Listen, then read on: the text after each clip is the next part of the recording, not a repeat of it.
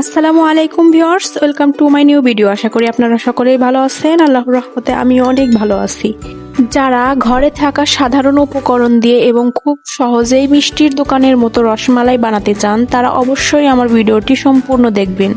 রসমালাই দেখে যতটা কঠিন রেসিপি মনে হয়, রসমালাইয়ের রেসিপি কিন্তু ততটা কঠিন নয়। শুধু আমার ভিডিওটি সম্পূর্ণ দেখবেন এবং আমার দেখানো প্রসেস অনুযায়ী ফলো করলে আপনিও পারবেন দোকানের মতো পারফেক্ট রসমালাই বানাতে। রসমালাই বানানোর জন্য আমি প্যানে নিয়ে নিয়েছি 1.5 লিটার পরিমাণ খাঁটি গরুর দুধ। আপনাদের কাছে খাঁটি গরুর দুধ না থাকলে ফুল ক্রিম দুধটা নিয়ে নেবেন। ফুল ক্রিম দুধ ব্যতীত কিন্তু রসমালাই হবে না, ফুল ক্রিমটাই নিতে হবে।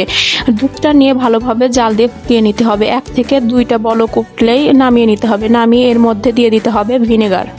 ভিনেগার দেওয়ার পরে নাড়াচাড়া করে সম্পূর্ণ দুধের সাথে মিশিয়ে নিতে হবে, যেন পুরোপুরি দুধের সাথে মিশে যায় এবং ভালোভাবে সম্পূর্ণ দুধ থেকে ছানা বের হয়ে আসে। ছানাটা বের হয়ে আসার পরে একটি পাতিলের উপরে পাতলা নেট কাপড় নিয়ে নিচ্ছি ছানাটা এবং পানিটা আলাদা করে নেওয়ার জন্য। পানি থেকে ছানাটা আলাদা করে নেওয়ার পরে ভালোভাবে ঠান্ডা পানি দিয়ে ধুয়ে পরিষ্কার করে নিতে হবে, যেন ভিনেগারের টক ভাবটা চলে যায়। এরপরে ছানাটাকে ভালোভাবে হাত দিয়ে মথে নিতে হবে, যেন ছানার ভিতরে কোনো প্রকার দানাদার ভাব না থাকে। ছানা ভালোভাবে মথে নেওয়ার পরে যখন একটি সফট ডো তৈরি হবে, তারপরে দিয়ে দিচ্ছি 1/4 কাপের 2 কাপ পরিমাণ গুঁড়ো দুধ এবং 1/4 কাপের 1 কাপ পরিমাণ ময়দা। এরপরে দিয়ে দিয়েছি 1/2 চা চামচ মতো বেকিং পাউডার। বেকিং পাউডারটা দেওয়ার পরে আবারও ভালোভাবে সবগুলো মিশ্রণকে হাত দিয়ে মথে নিয়ে মিশিয়ে নিতে হবে।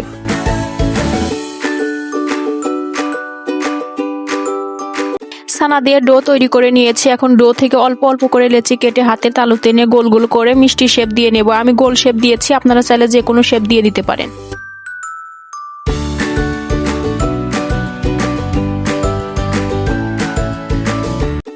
সবগুলো ছানার মিষ্টি বানিয়ে নিয়েছি। রসমালাইয়ের মিষ্টি সাধারণত ছোটই হয়ে থাকে। এই মিষ্টিগুলোকে চিনি শিরাতে দেওয়ার পরে ফুলে ডাবল হয়ে যাবে। এই মিষ্টিগুলোকে চিনি শিরাতে দেওয়ার জন্য বানিয়ে নিচ্ছে চিনি শিরা। চিনি শিরা বানানোর জন্য প্যানে দিয়ে দিলাম 2 কাপ পরিমাণ চিনি এবং 2 কাপ পরিমাণ পানি।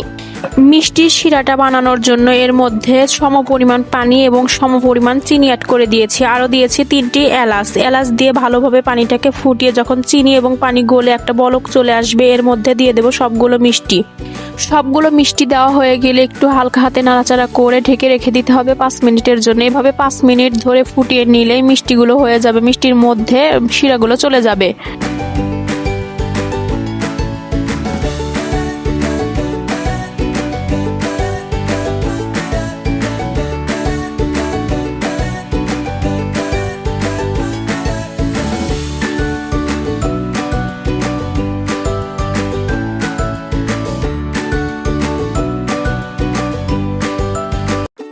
আমার মিষ্টি বানানো হয়ে গিয়েছে। দেখেন মিষ্টিগুলো শিরা খেয়ে একদম ডাবল হয়ে গিয়েছে। এ পর্যায়ে চুলাটাকে বন্ধ করে একটি ঢাকনা দিয়ে ঢেকে রেখে দিতে হবে। ঠান্ডা হওয়া পর্যন্ত মিষ্টিগুলোকে শিরার মধ্যেই রাখতে হবে।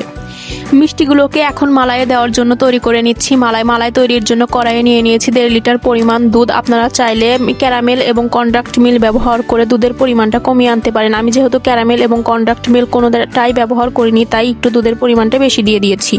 দুধটা একটু ঘন হওয়ার জন্য এবং কালার আসার জন্য দিয়ে দিয়েছি 1/2 কাপ পরিমাণ পাউডার দুধ। এবার দুধটাকে মিডিয়াম টু হাই হিটে জাল করে নিতে হবে এবং অনবরত নাড়াচাড়া করতে হবে, যেন নিচে লেগে না যায় এবং সরগুলো ভেঙে ভেঙে মালাই তৈরি হয়। দুধটা যখন জাল দিতে দিতে ঘন হয়ে অর্ধেক হয়ে আসবে, এরপরে দিয়ে দিতে হবে আগে থেকে শিরাতে ডুবিয়ে রাখা মিষ্টিগুলো। আর আমার ভিডিওতে একটা জিনিস ওঠেনি, সেটা হচ্ছে মালাই তৈরির সময় অবশ্যই কিন্তু চিনি দিয়ে দিতে হবে। যদি কন্ডাক্ট মিল এবং ক্যারামেল ব্যবহার করেন তাহলে চিনি দেওয়ার প্রয়োজন নেই, তবে ক্যারামেল এবং কন্ডাক্ট মিল ব্যবহার না করলে কিন্তু অবশ্যই মালাই তৈরিতে চিনি দিতে হবে। মালাইয়ের মধ্যে মিষ্টিগুলোকে দিয়ে দেওয়ার পরে হালকা হাতে আস্তে আস্তে নাড়াচাড়া করে দিতে হবে। খুব বেশি জোরে নাড়াচাড়া করা যাবে না, তাহলে কিন্তু মিষ্টিগুলো ভেঙে যাবে। যেহেতু ছানার মিষ্টি অনেক বেশি সফট থাকলে বেশি জোরে জোরে নাড়াচাড়া করলে মিষ্টিগুলো ভেঙে যাবে। আমার রসমালাই তৈরি হয়ে গিয়েছে। এখন ঢাকনা দিয়ে ঢেকে রেখে দেবো ঠান্ডা হওয়া পর্যন্ত। রসমালাইগুলো ঠান্ডা হয়ে গিয়েছে। এখন একটি রসমালাই বাটিতেই রসমালাইগুলো তুলে নিচ্ছি। আজকের ভিডিওটি কেমন লাগলো অবশ্যই কমেন্ট করে জানাবেন এবং পরবর্তীতে কি ধরনের ভিডিও নিয়ে আসবো সেটাও কমেন্ট করে জানাবেন। আর আমার ভিডিওটি যদি ভালো লেগে থাকে তাহলে একটি লাইক দিয়ে আমার চ্যানেলটিকে সাবস্ক্রাইব করে দিয়ে যাবেন এবং আমার পরবর্তী ভিডিও পাওয়ার জন্য বেল আইকনে ক্লিক করে অল নোটিফিকেশন অন করে দিয়ে যাবেন। রসমালাইটা একটু ডেকোরেশনের জন্য উপর দিয়ে দিলাম কাঠবাদাম কুচি। আজকের মতো ভিডিও এখানেই শেষ করছি। সকলেই ভালো থাকবেন, সুস্থ থাকবেন। আসসালামু আলাইকুম এবং আমার ভিডিওতে একটি লাইক দিয়ে যাবেন।